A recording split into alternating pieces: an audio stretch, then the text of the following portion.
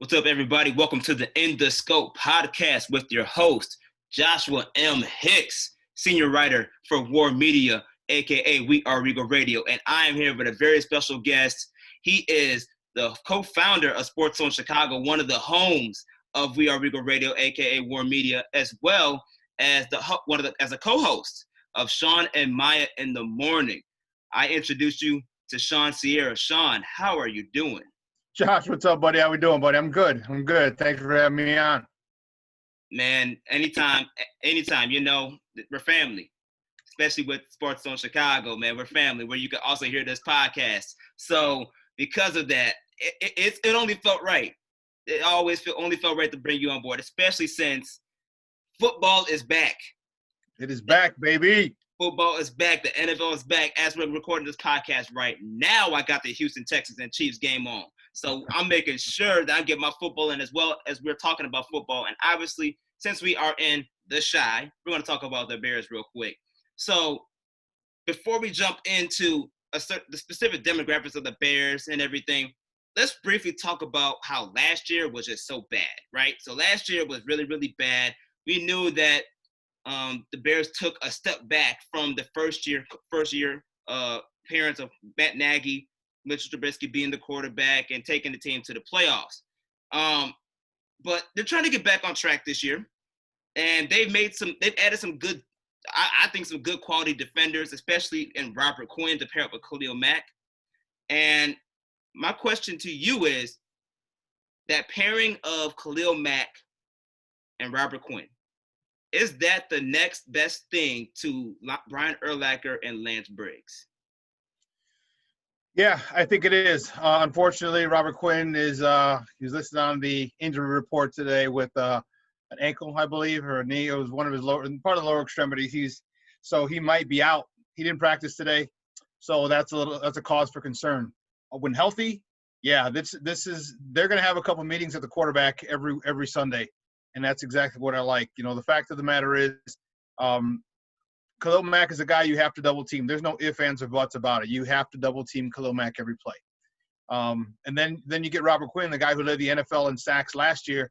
You're going to have to double team him as well. That's 4 guys.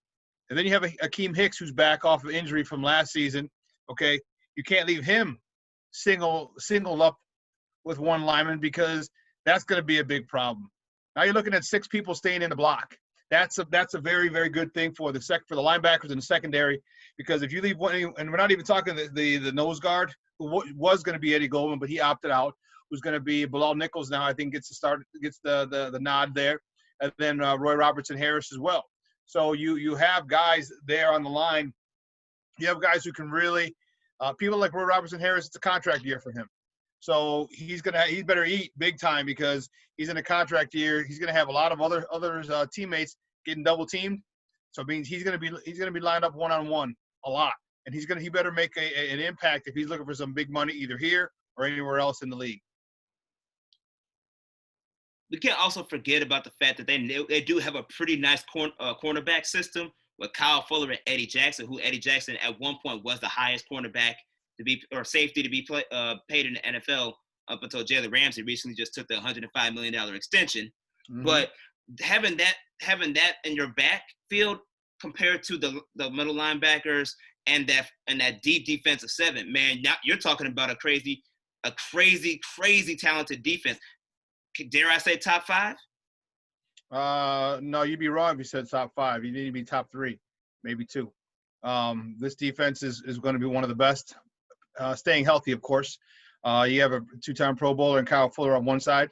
You got a rookie and Jalen Johnson on the other side. But he's going to be helped out a lot, by that front 7. He understands it. He understands he's going to be picked on because he's a rookie. But coming out of the draft, he was the 3rd highest rated cornerback coming out of the draft. It was a kid from Ohio State, a young man from Florida, I believe, and then it was Jalen Johnson. The reason Jalen Johnson fell was his shoulder. They were unsure of whether or not his shoulder would hold up. His shoulder has held up to this point in camp. And if his shoulder was 100%, he would have been a first-round pick. So this could be a pick like the Eddie Jackson pick a couple of years ago when he fell to the 4th round because of a broken leg the prior year, his last year at Alabama. So if this turns out to be something similar, now you have 2 stud cornerbacks. You have an all-pro ball-hawking free safety at the back end.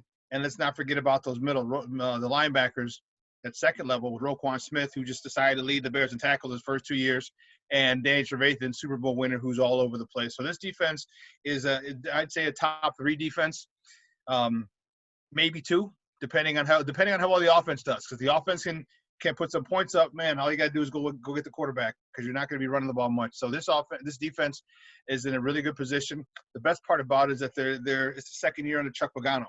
And, I know that he runs a 3-4 as well that they ran before with Vic Fangio, but his terminology, there's tendencies. He knows them now. They know him. There's a lot more familiarity, so he knows how to best use these guys to maximize their talent. And I think we're going to see this defense take off. And as long as that offense can be middle of the road, this defense is going to lead us to a deep run in the playoffs.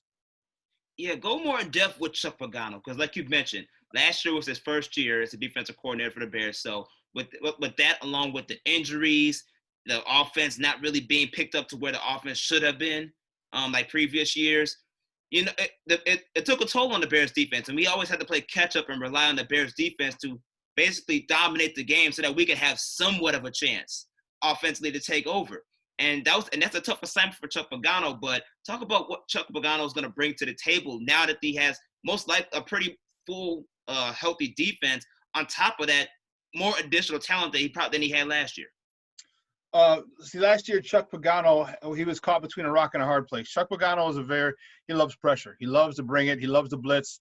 He loves to put pressure on the offense and stress the offense. Well, he couldn't do that as much as he wanted last year because the offense, if they gave up a big play, because when you blitz, you put yourself at risk of big plays.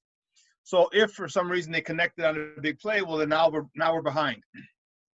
And he had no faith, and understandably so. He had no or very little offense, and led by Mitch Trubisky and called by Matt Nagy, some points. So if you get an offense that you know is going to get you points, you can be a lot more aggressive. And I think that he realized that he didn't want to put his team out there if for some reason a big play, maybe they call the perfect play for the blitz, and now they're down 7, and now to have this offense come back wasn't a good enough offense last year to come back. As soon as they got down, many Bears fans, myself included, were frustrated, and because we thought it was the end of the road. If they can play middle of the pack, that offense, if they can be a middle of the pack offense, this defense, as I said earlier, is going to take us to a deep playoff run. So Chuck Pagano's got to see how this offense clicks, how it rolls, because if it does, if it's firing on all cylinders and they have a running game, they have a decent passing attack, they're able to put up points, well, then he can be more aggressive. If they don't, it might handcuff him again from being as aggressive as he likes, as much as he likes. He's still going to bring some heat, but he may not be able to bring as much heat as often as he'd like, because you just don't want to have to come from behind with an offense that you don't have confidence in. So Chuck Pagano's got a tough job this year. He's got to navigate his game plan according to how well the offense plays. Unless this defense starts scooping and scoring and causing fumbles and scoring on defense, that's what Chuck Pagano's going to have to do. Everybody listening right now, you're listening to Shawn Sierra. Shawn, let's transition to this offense, because last year was so bad. Watching Mitch, digress or go backwards in his progression, and us not fully staying healthy offensively either. Lack of wide receiver production. I mean, the list goes on and on. Even Matt Nagy's play calling was suspect from time to time. So to have all these issues, last year was just a bad year for them offensively. Do you see Mitchell Trubisky and this offense bouncing back this year? It all depends on Matt Nagy. If you want Mitch Trubisky to do well, all right, then you need to do things that put him in the best position to be successful. And I know it sounds like a cliche, it sounds like coach talk, but it's the honest to God's truth. One of the things that Mitch Trubisky loves to do is he likes to be on the move. He likes to roll out, left, right, bootleg, move that pocket a little bit to give him a two-way go. If there's nothing there, have him run. They took that away from Mitch a lot last year. So you were able to tell there are times throughout the season where there was green grass ahead of him, but he stayed in the pocket to try and make a throw.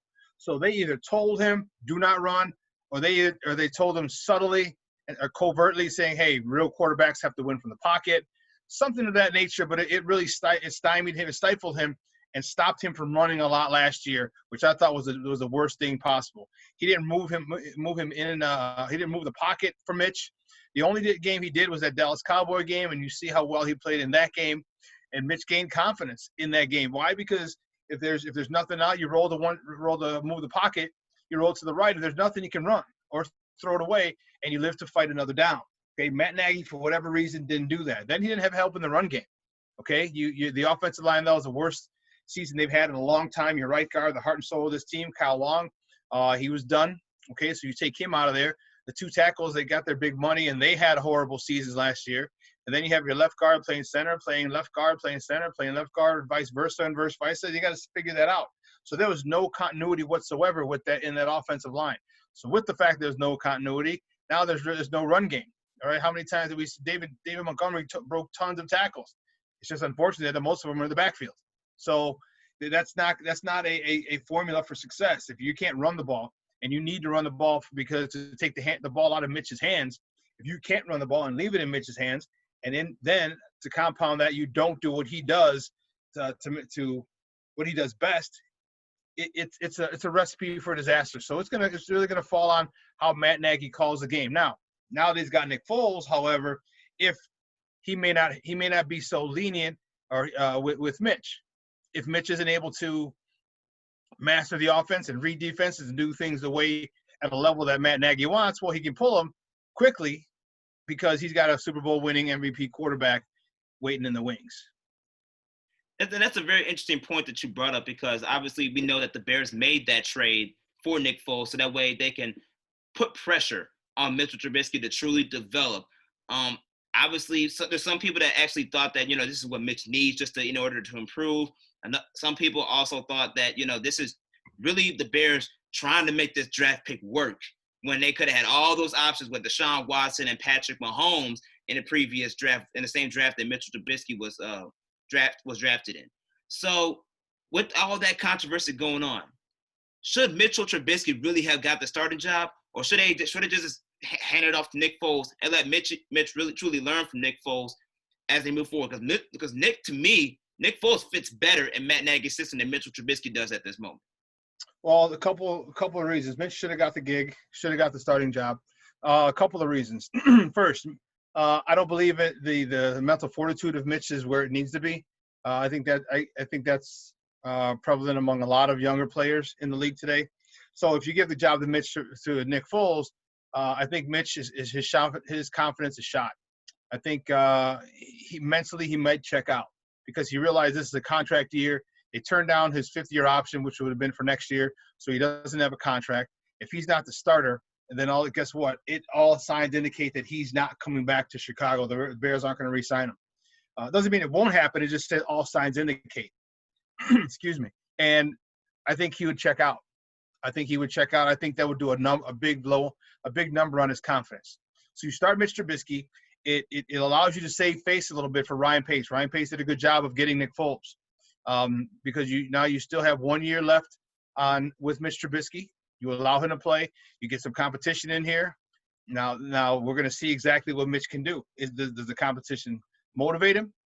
And from all reports that I'm hearing, he's a new guy. He's a little more assertive. His footwork is better. But there was really nobody who really ran away with the gig, with the starting job.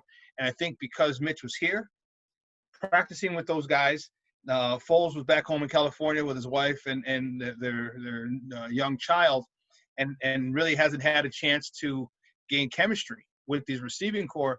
I think it's the right move to have Mitch Trubisky start, because once you pull him, he's done. Mentally, emotionally, psychologically, he's done. And Nick Foles is a guy who's come off the bench before. All right, he's come off the bench and led the Philadelphia Eagles to a Super Bowl title. So this is nothing new to him. Okay, he's getting paid. He's getting paid well. I know he probably wants to start, but hey, he's getting paid. He knows his time's going to come. And if his time doesn't come, how great of a moment is it if his time doesn't come? Because then that means Mitch is playing very, very, very well. So Ryan Pace did a good job of hedging his bets by bringing in Nick Foles, because if we don't see Nick Foles at all this season, that means Mitch Trubisky has matured way past any of our expectations, and that's a great thing for the Bears. I have to ask this though, because this was a controversy or a discussion over the summer.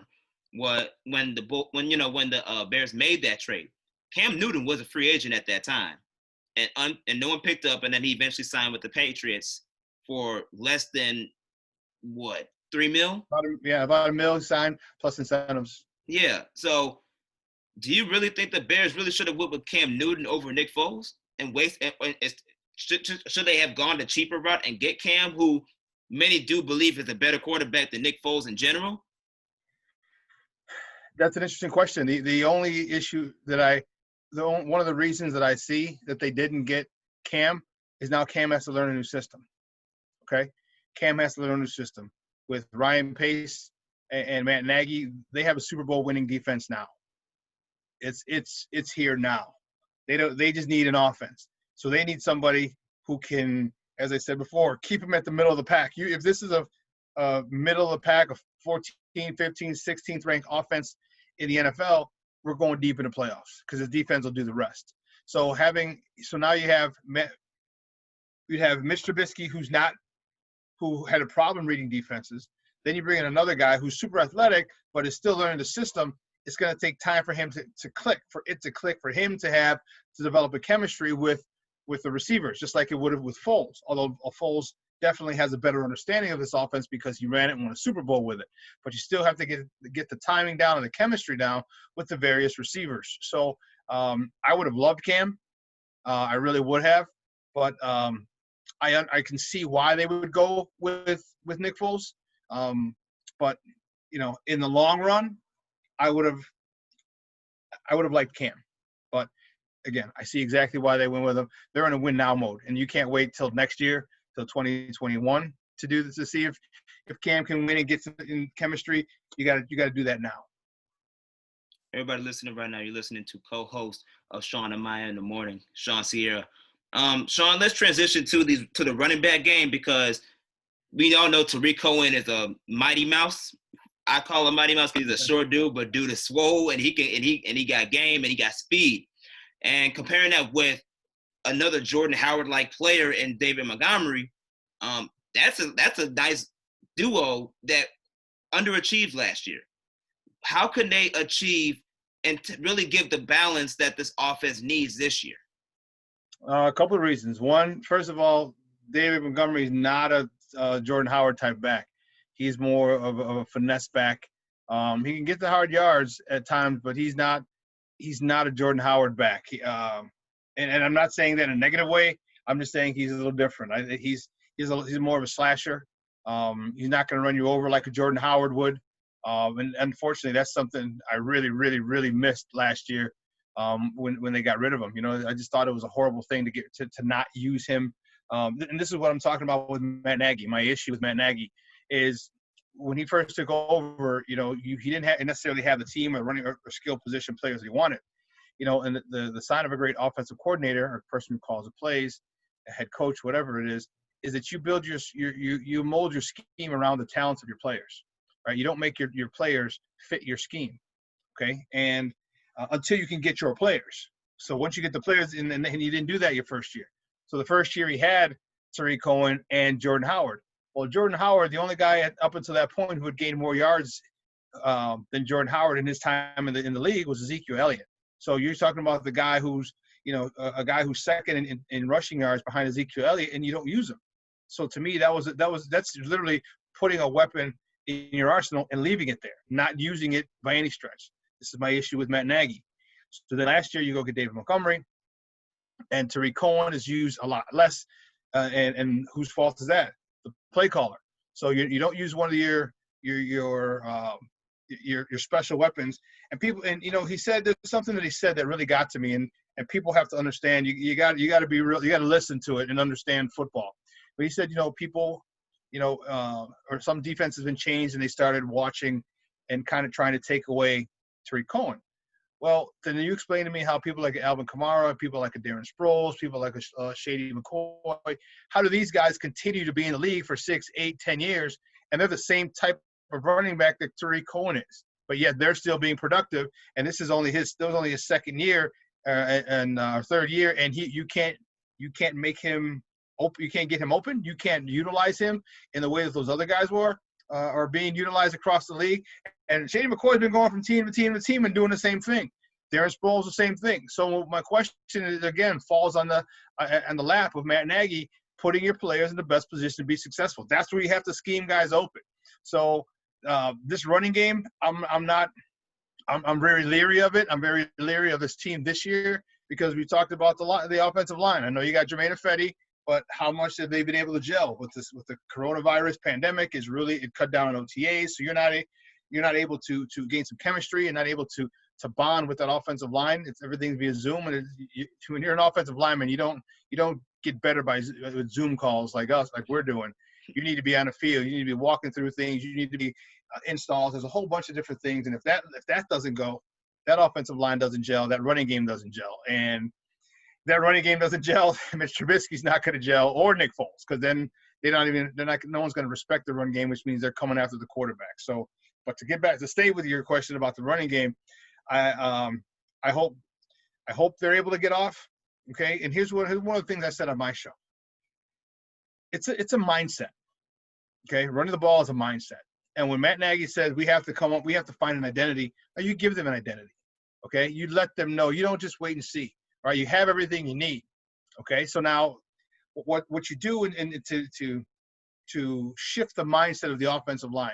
You ask any offensive lineman, I will guarantee you every single offensive lineman you ask, whether it be high school, college, semi-pro, pro, Canadian Football League, you ask them if they'd rather pass block or run block. And I will guarantee you 100% of them will say they would rather run block, because now you're imposing your will on another player. Now you're moving people and you're showing your strength. And when you win by attrition, there's no better feeling in the world. I haven't played football for so long, for most of my life. I've seen games where we've won by attrition, where the other team, it's not that they don't even want to win, they want to compete anymore. And you ask an offense, you got to get in that aggressive state. And how do you do that? You tell them, hey, guys, we're running the ball X amount of times today. We're running it 25 times today. We're running it 30 times a day. So you get ready, and I'll tell you what, you tell that to an offensive lineman, we're running the ball 25 times, we're running the ball 30 times. Watch the big smiles you see on their faces, because now they know they're going to be passes a lot. Don't get me wrong. There's going to be a chance where I'm going to get to move you, and I'm going to be able to impose my will on you. And Matt Nagy won't do that. You see the number of rushing attempts that they had, not very high. And when they do run, they're not successful because they don't stick to the run game. The offensive line was horrible. I mean, it all goes hand in hand. So I'm interested to see how this is going to play out. I'm not very confident in this run game this year. It's going to have a better year this year. I don't know. We're going to find out. So it's going to be pretty interesting, and we're going to wait to see. We're going to see it on Sundays. Talk about this wide receiving group that we have, because there's been reports that I believe his last name is Miller. I cannot remember his first name to save my life. Anthony. Yeah, Anthony Miller. There's been reports that he's progressed a lot throughout the camp, and we already know that Allen Robinson is the top receiver on this team, but this is a contract year for him because he's looking for an extension, and they haven't given it to him yet. So talk about how that may play a role within this season, and talk about how this wide receiving core is really going to step up this year in order for, this offense to really thrive, especially if Matt Nagy does not utilize the run game like he should. This wide receiving core, it's a big year for them. Anthony Miller has been a guy who's got unbelievable talent, but he's been injured. He hasn't been able to stay healthy the entire season, his first 2 years here in Chicago. So this has been a big problem for him. We expect a lot from him, but he can't stay healthy. Allen Robinson, you know what you're going to get from him. Over 1,000 yards, going to be in the conversation for a Pro Bowl berth. This guy is just a stud. The issue with his extension is COVID, okay? Not having fans in the stands and the salary cap possibly shrinking next year is going to cause a lot of issues for many teams. It's going to cause teams to have an issue who they're going to sign, how much they can sign for. And you may just have some guys who price themselves out of certain teams. So they have to wait and kind of figure that out. the game that we're watching that's on tonight right now as we speak, the opening game of the season, they're letting 16,000 fans in, I believe, over in Kansas City. So if the Bears are allowed to have at least partial attendance, that'll help a lot. But you're losing a lot of money with in gate revenue. Okay, you're losing a lot. So that's one of the big reasons that Allen Robinson's contract hasn't been extended. He hasn't gotten a deal. But the wide receiver core, there's a lot of young guys that I want to see step up. Riley Ridley, coming out, they talked about him and how what a terrific route runner he is and separation he gets. Okay, well, now it's time to step up. Javon Wims got a shot last year, but Javon Wims to me is like a one-trick pony. And it's not a bad one trick either, don't get me wrong, but it's a one-trick pony. And again, this comes down to Matt Nagy and his inability to put your players in the best position to be successful. Javon Wims, what he did a lot at Georgia was a lot of jump balls. Okay, so he's 6'3" with a 38-inch vertical. Okay, I'm throwing it up to him. Anytime I'm in a 30-yard line in, I'm throwing it up to him. All right, I'm going to isolate. I'll overload one side. I'll go 3 and 1, or and then send someone right in the middle at the safety if they're playing man free to occupy that safety and throw one-on-one with a cornerback. There are not too many 6 feet, 6'1", 6'2", 6'3" cornerbacks in the NFL. With his 37-inch vertical, throw it up, have him go get it. This is exactly what he did in college, which is why he's successful. This is, again, my issue with Nagy. So he's going to have to step up. He's going to have to add route running to his game. Hopefully that helps. They added Ted Ginn Jr.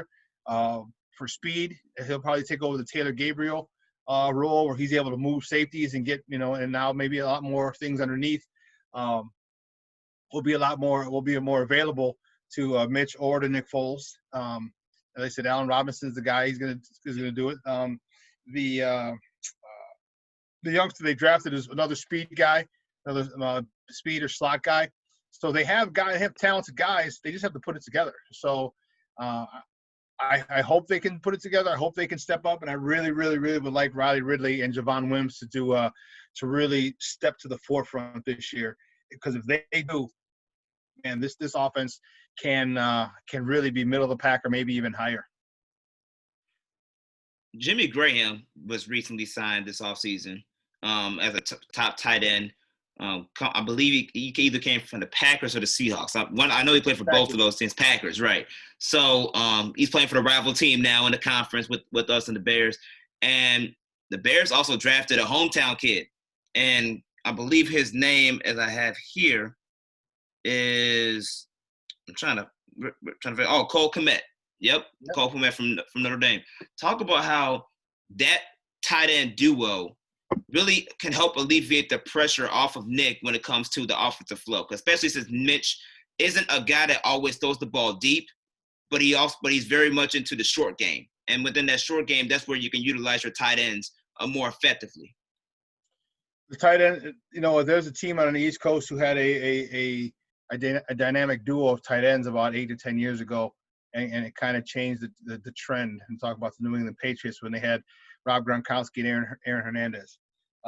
Those guys did a number. He had 2 tight ends, and they did wonders with that.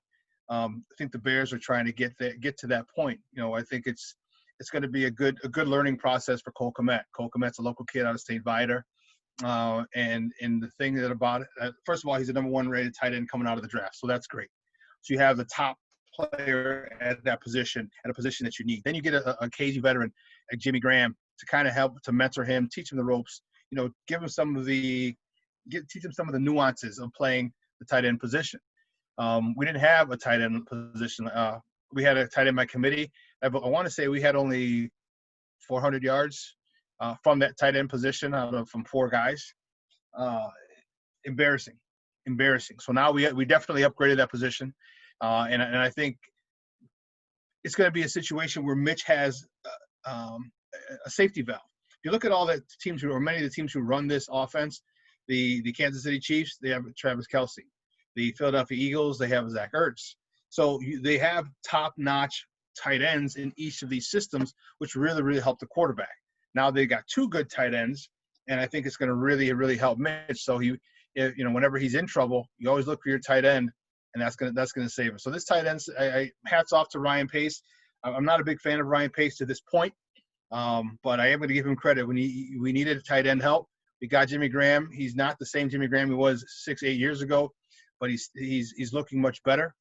He's played a minimum of 14 games the last 8 years in a row, so he's durable. And I think the way he's going to show Cole Kmet how to play this game is only going to help the Chicago Bears offense. So now we have a set defense. It appears we have a set offense from a talent perspective. You mentioned throughout the show that everything falls on Matt Nagy. If Matt Nagy fails this year, is it time to put him on the hot seat in Chicago? Yep. No ifs, ands, or buts. No ifs, ands, or buts. He's on a hot seat. Okay. That's it. It's interesting. That's interesting. It's his time. Yep. Because you got everything you need. You got a new offensive line. You got some more receivers. And if it don't work, if we can't score some points with Mitch or with the new your Super Bowl winning quarterback, and it's on him. I mean, your GM Ryan Pace did say recently that they're trying to win a championship. So, do you think it happens?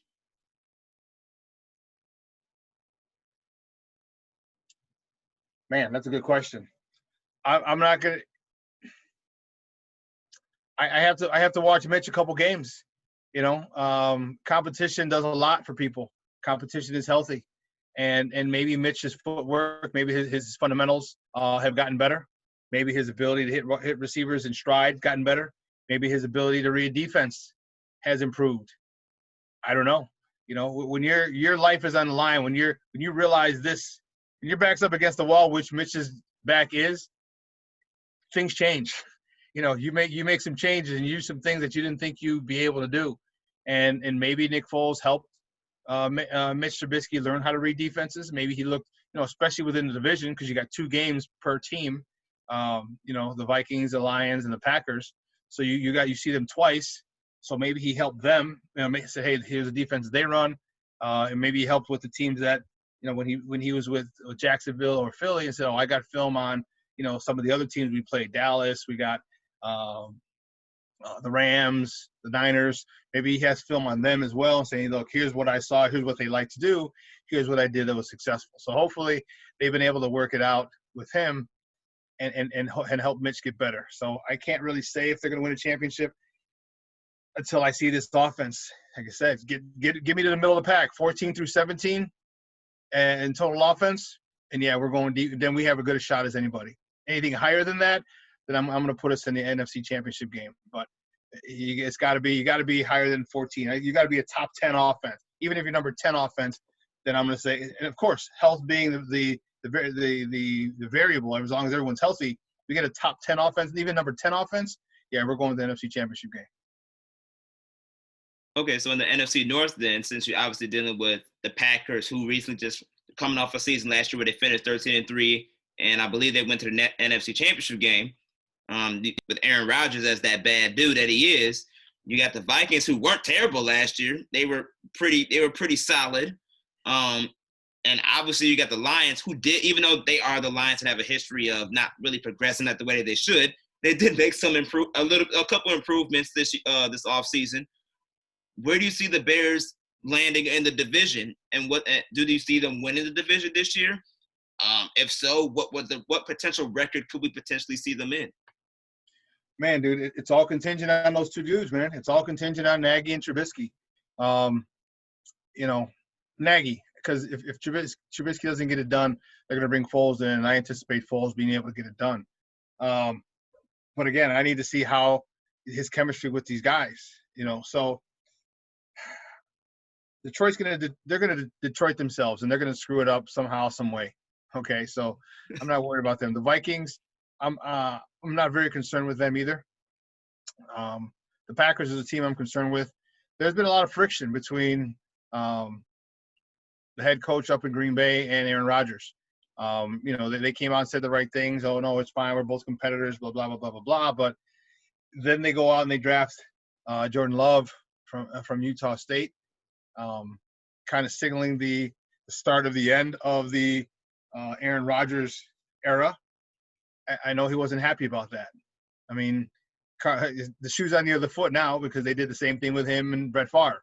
So how he's going to take it, I don't know. Why you didn't go draft a wide receiver in a draft that was loaded with wide receivers to help Aaron Rodgers is beyond me. It was none of their picks, so I don't understand what they were thinking. I think and Aaron Rodgers might be a little pissed off. He might just be, because he needs help.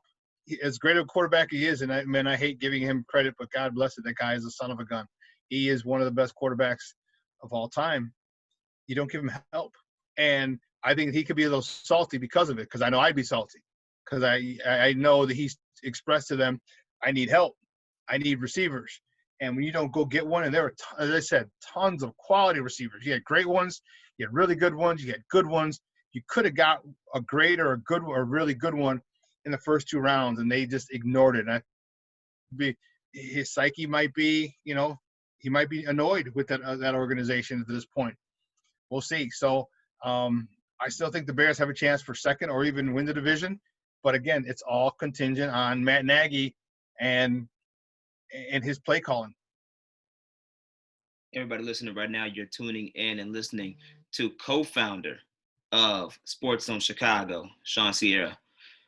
Shawn, let's briefly close out this NFL talk with the fact that this whole offseason, you have dealing with numerous athletes across all leagues, not just the NBA, but the MLB, NHL, NBA, all protesting and promoting social justice, right? The NFL hasn't always been on the right side of those things, especially right away when they are the most prominent. Mm-hmm. And obviously with the football season starting currently right now, there's been a lot of discussion on how NFL players are going to handle these social justice issues when it comes to them being on the field. There's going to be some players that are going to be protesting and things of that sort. Now, from this game that's currently going on right now during this broadcast, the Texans and the Chiefs, the Texans were in the locker room during the national anthem. Yep. They're sending out a message that, this is their way of protest. I think, and I believe the Miami Dolphins even came out today as well saying that they're going to do the same thing. Talk about how the social activist movement from an athletic perspective with athletes that most likely, if COVID wasn't existing, may not even have the full, impact and involvement that they're having right now, especially in the NFL.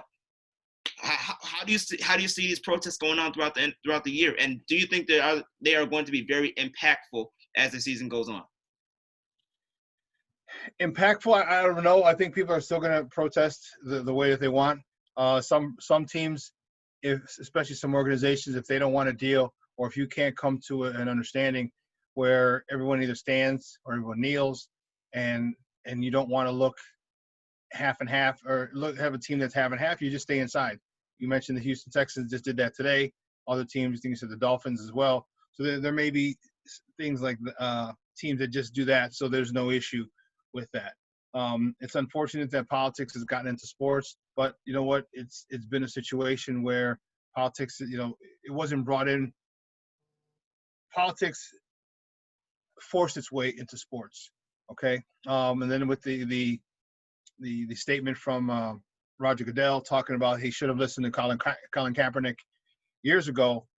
Well, okay, there you go. So now, the issue that he stood up for, that he was standing for, or technically kneeling for, is a legitimate issue, and people are a lot more aware. People really want athletes. They have a platform and use it. If you stand in protest, they complain. If you sit down and protest, they complain. Ask Mahmoud Abdul-Rauf from the Denver Nuggets or Craig Hodges. If you kneel, they complain. If you march, they complain. If you scream, they complain. If you riot, they complain. If you march peacefully, they complain. So there's never really a right time. There's never really a situation that anyone says, okay, this is a good protest. This is okay to protest. And that's what protests are designed to do, is to bring attention. So they're bringing attention to it. I think they want to keep attention on it. And the NFL is realizing that they want to be on the right side of history.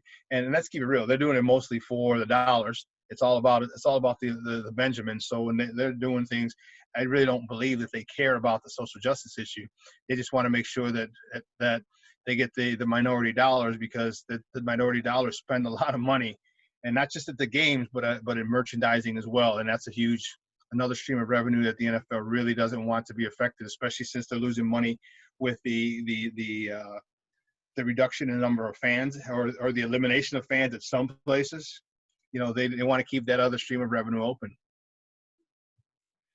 Shawn, talk about how you and Maya worked together to be founders of SportsZone Chicago.